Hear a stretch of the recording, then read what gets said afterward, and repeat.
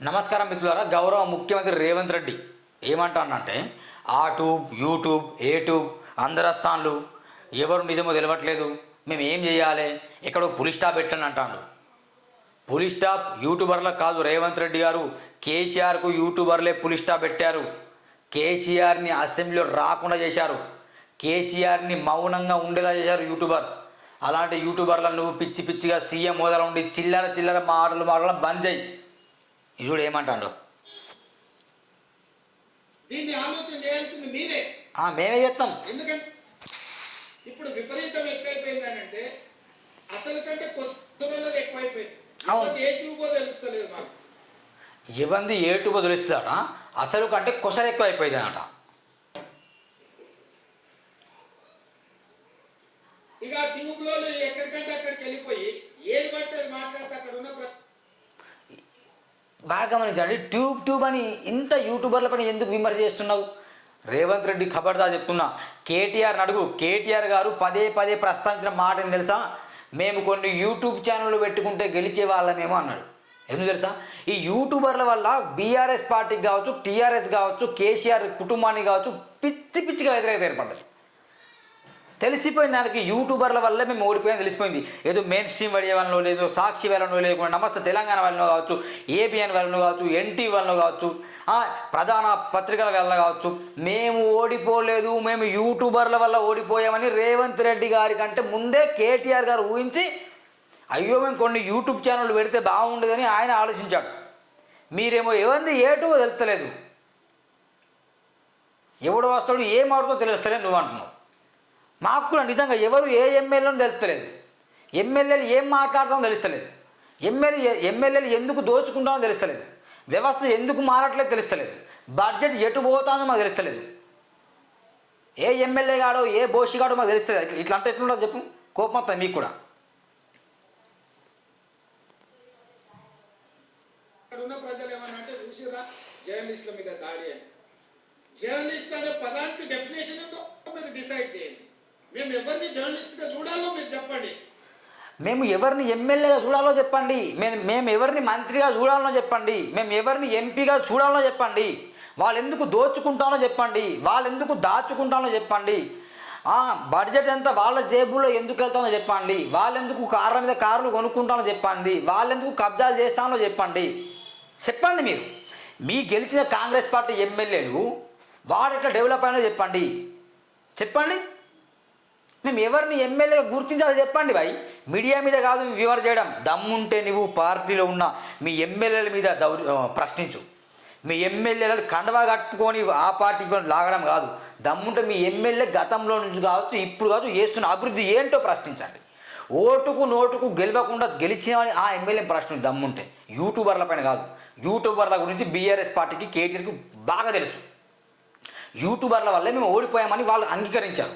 నువ్వు యూట్యూబర్లకు పులి స్టాప్ పెట్టాలంటున్నావు, కానీ నీకు పులి స్టాప్ పెడతారు. ఖబర్దార్, నీకు బరాబర్ పులి స్టాప్ పెడతారు. అరే ఎవరు చూస్తే వాడు ట్యూబ్ పెట్టుకొని ఆ ట్యూబ్లో పెట్టుకొని వాడు మెడలో పట్టేసుకొని మెడలో ఇది కట్టుకొని.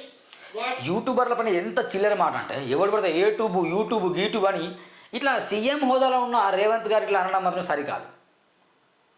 గతంలో ప్రశ్నించే గొంతులు అందరు జర్నలిస్టులు నువ్వే చెప్పినావు. కాంగ్రెస్ పార్టీ అభయహస్తం పేరుతో 43 పేజీల డాక్యుమెంట్స్ మొత్తం రిలీజ్ చేసింది. చేవెల డిక్లరేషన్, రంగారెడ్డి డిక్లరేషన్ అని చెప్పేసి, వరంగల్ డిక్లరేషన్ అని చెప్పేసి ఎన్నో చెప్పింది. ఆ 43 పేజీలో ఉన్న అంశాలన్నింటినీ బయట తీస్తే కాంగ్రెస్ పార్టీ ఇంతవరకు ఏం చేసిందో ప్రజలకు తెలుస్తుంది. ఏం చేయట్లని చెప్పట్లేదు, చేస్తుంది. కానీ యూట్యూబర్ల పైన నీ కోపం ఎందుకు అని నేను ప్రశ్నిస్తున్నా. నమస్తే తెలంగాణ ఏ పార్టీ బ్యాన్ చేస్తుంది తెలియదా? బీఆర్ఎస్ పార్టీకి. వాళ్ళు జర్నలిస్టులా?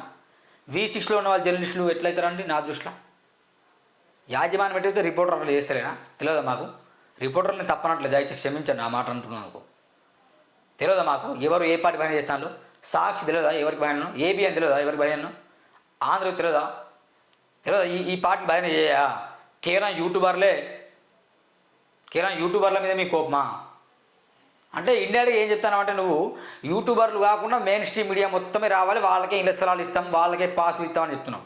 ఎవరికి కావాలి మీ బోర్డు ఇళ్ల స్థలాలు? ఎవరికి కావాలి నేను ఇళ్ల స్థలాలు? ఎవరిమ్మన్నా నేను ఇళ్ల స్థలాలు? ఎవరికి కావాలి మీ పాసులు?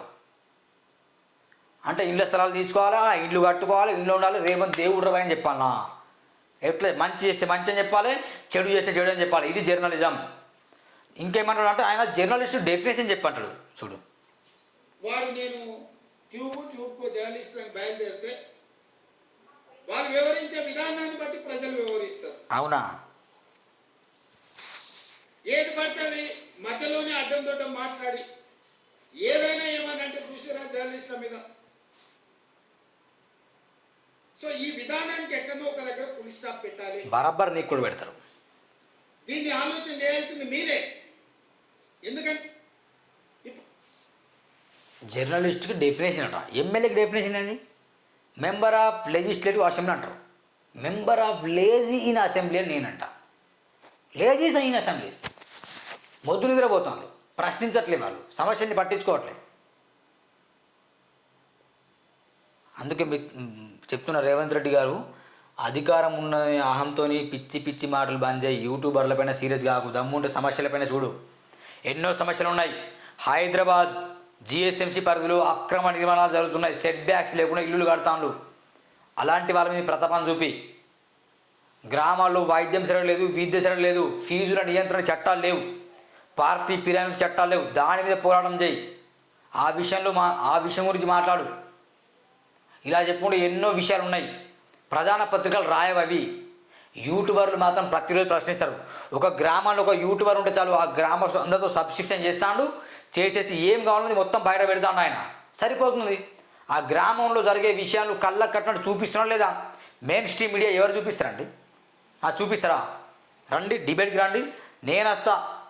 అంబేద్కర్ విగ్రహం ముందు నేను వస్తా. దమ్ముంటే మెయిన్ స్ట్రీమ్ మీడియా ఇట్లా ఉన్నది, యూట్యూబర్ ఇట్లా నేను వర్ణిస్తా. తప్పనిపిస్తే నా ఛానల్ వెంటనే మూసుకుంటా. మెయిన్ స్ట్రీమ్ మీడియాని మొత్తం నువ్వు వాడుకొని ఇండైరెక్ట్గా నాకు భజన చేయాలని నువ్వు చెప్తున్నావు. ఈ యూట్యూబర్ ఎట్లా నీ మాట వినటోళ్ళు కాదు. అందుకే దయచేసి యూట్యూబర్ మిత్రులారా, రేవంత్ రెడ్డి గారు ఈ మాట చెప్పిన ఒక రాశా, యూట్యూబర్లకు రేవంత్ రెడ్డి 24 గంటల్లో క్షమాపణ చెప్పాలి. ఇది మా డిమాండ్. వార్నింగ్ ఇస్తున్నా, రిక్వెస్ట్ కాదు, క్షమాపణ చెప్పండి. డిమాండ్ చేస్తున్నా. రేవంత్ రెడ్డి గారు కేటీఆర్ గారిని అడుగోసారి, కేటీఆర్ నీ పతనానికి కారణమైంది, బీఆర్ఎస్ పార్టీ పతనానికి కారణమైందని. బరాబర్ కేటీఆర్ చెప్పే మొదటి ఆన్సర్ యూట్యూబర్ల వల్లే అంటాడు. నువ్వేమో యూట్యూబర్ల నువ్వు తిడతాను.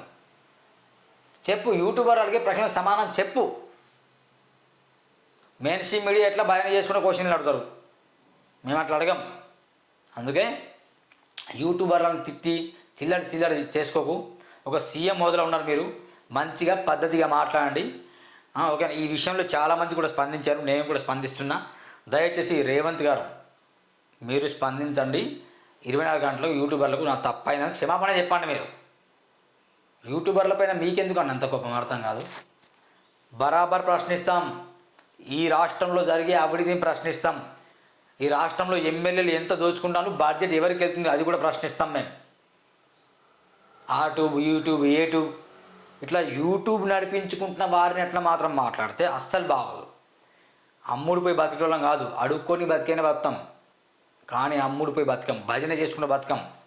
కాబట్టి దయచేసి యూట్యూబర్లారా ధర్నాకు సిద్ధంగా అండి. అందరూ కూడా ఈ రేవంత్ రెడ్డి పార్టీని కూడా కేసీఆర్ని ఎట్లా బొందబెట్టినామో ఈ విషయంలో రేవంత్ రెడ్డి గారు కనుక యూట్యూబర్లకు క్షమాపణ చెప్పకుంటే యూట్యూబర్లు అందరూ కలిసి కూడా రేవంత్ రెడ్డి గారిని బొందబెట్టే తమ సమయం దగ్గర అయింది. ఇండ్ల స్థలాల వద్దు, పాస్ వద్దు, ఏమద్దు మాకు. జస్ట్ రేవంత్ రెడ్డికి క్షమాపణ చెప్పాలి. Thank you.